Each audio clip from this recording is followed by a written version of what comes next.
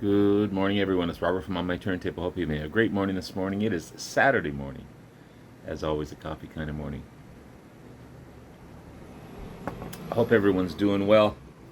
Here today to rank this fine album. Deep Purple equals one.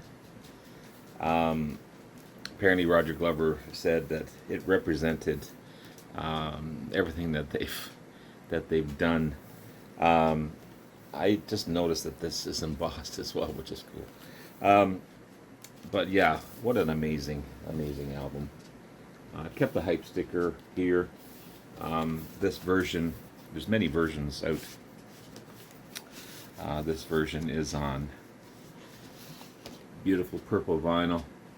I've already shown this last week under my reveal of what's in the bag, but I've been listening to this since the singles came out, which is cool. They released 3 singles, and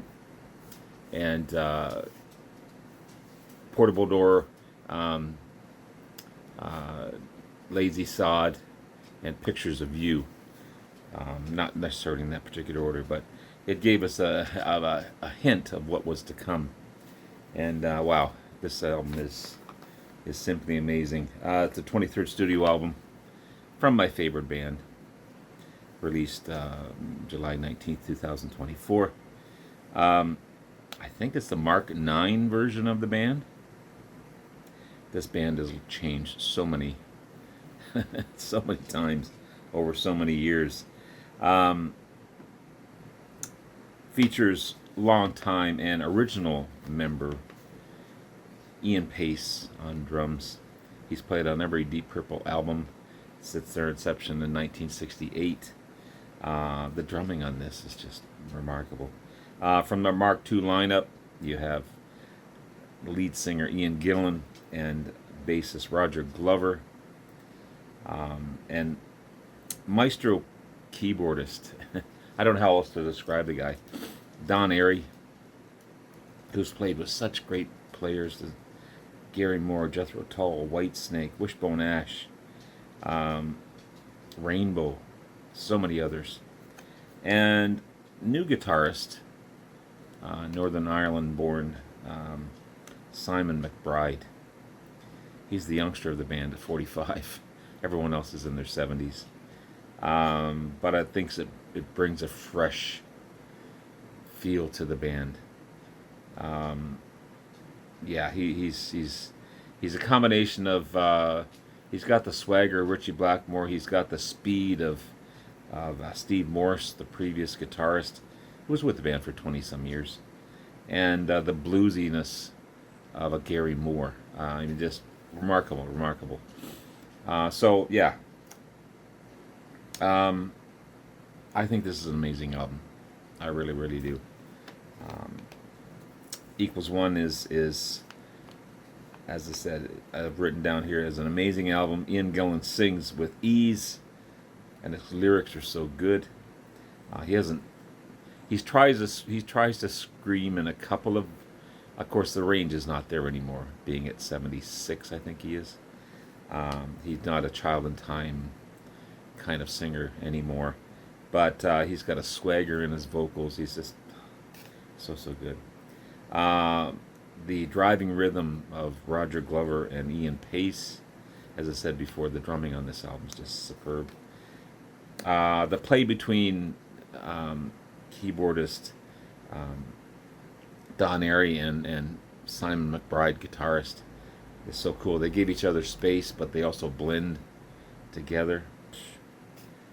I love all the 3 singles. I love how it was released before the album was out, to give us a taste of what was to come.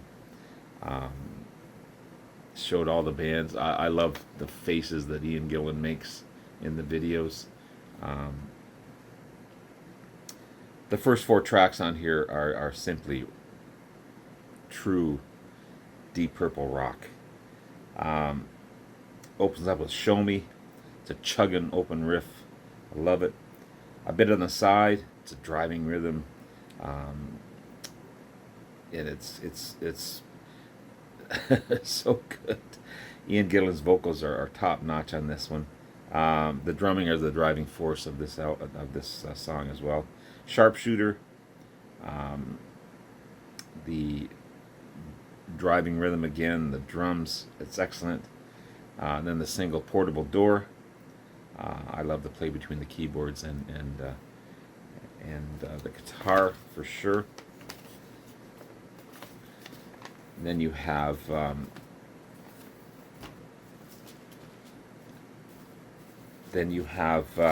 where's my notes here?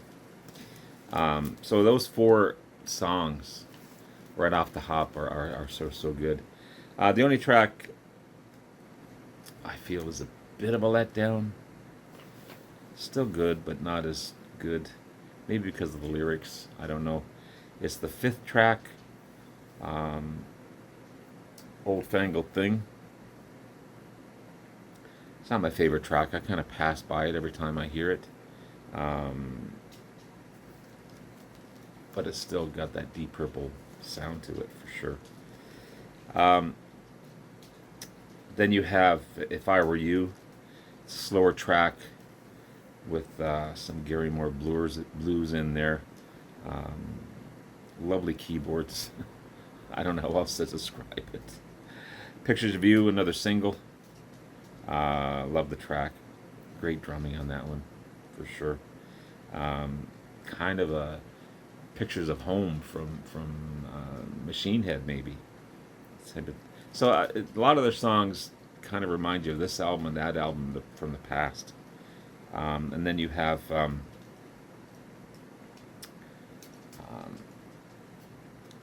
I'm. Then you have I'm Saying Nothing. I'm Saying Nothing is it's a groovin' track. I love the blistering solo by Simon. Great keyboards by Don Airey again. The third single, Lazy Sod, really good track. Driving rhythm, swagger in Ian's vocals. Now You're Talking, it's a rockin' track. Just listen to Ian Pace's drums on this one. No Money to Burn. Sounds like some old Deep Purple for sure. I'll Catch You. Another slow Gary Moore type of track.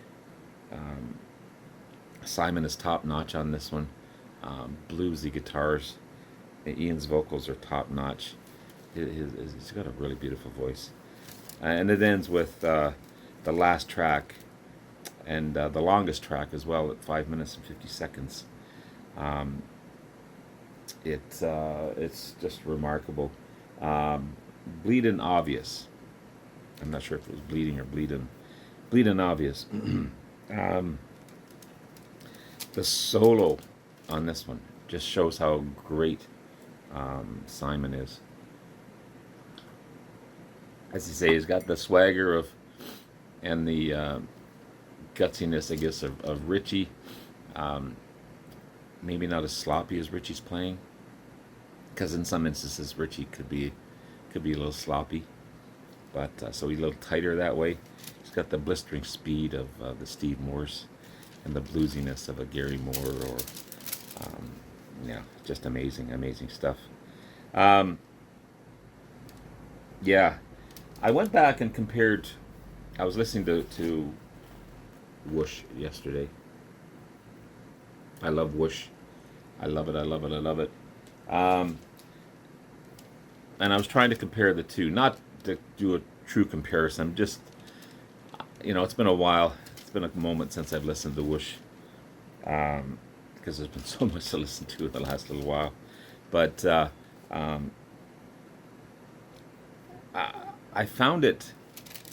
Maybe it's because it was produced during COVID. Everyone was separate. No one was together when they did this. Maybe it was the production.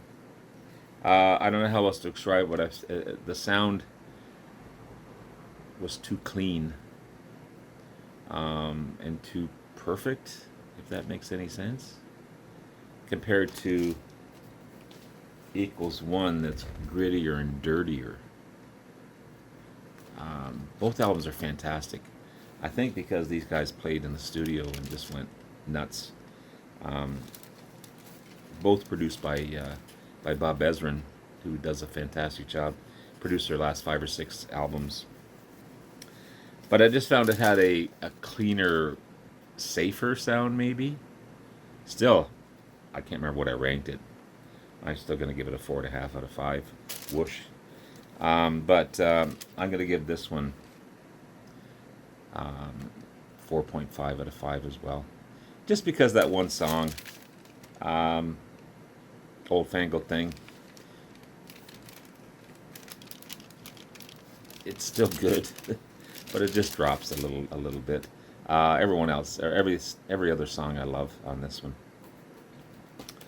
And hopefully there's more from these guys. And we'll see. But again, I said on my last video, the only one I'm missing, the only album I'm missing from these guys is Bananas. And the concert that John Lord put out, the 4th album or the 5th album, I don't have that one either. But one day I'll get that. But anyway, guys, 4.5 out of 5 from Equals One. If you don't know this album, definitely check it out. For those of you that love Deep Purple, definitely check it out. The CD has a DVD as well, showing the day-to-day stuff. Apparently, I've never seen it.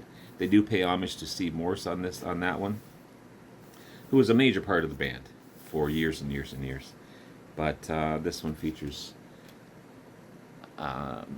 Simon McBride, who at 45 is the baby of the band, but he brings so much to it as well. So anyway, guys, there you have it. There's my ranking of Equals One. Have yourself a great rest of the day. Love you all. We'll talk to you again soon. Bye now.